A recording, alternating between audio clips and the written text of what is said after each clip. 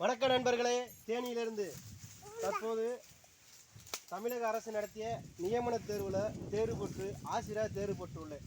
ஆனால் 8 மாதங்களாகியும் பணி வழங்காதனால தற்போது தனியார் பள்ளியில் வேலை வைத்த ஆசிரியர் பணியை விட்டு 8 மாதங்களாக ஆசிரியர் பணி காத்திருந்து தற்போது வரை ஆசிரியர் பணி கிடைக்காத காரணத்தினால் என்னை போன்ற 3000 குடும்பங்கள் ஆடு வளர்க்கவும் மாடு வளர்க்கவும் இது போன்ற கடுமையான வேலை செய்தும் தினக்கூலியாகவும் கட்டிட வேலையில் கூலி வேலை செய்வர்களாகவும் பெரிய பெரிய நிறுவனங்களில் வாட்ச்மேனாக வேலை செய்வதும் பணியாற்றுகின்றனர். எனவே 8 மாதங்களாக எங்கள் குடும்பங்களின் வாழ்வாதாரம் மிகவும் பின்தங்கியுள்ளது.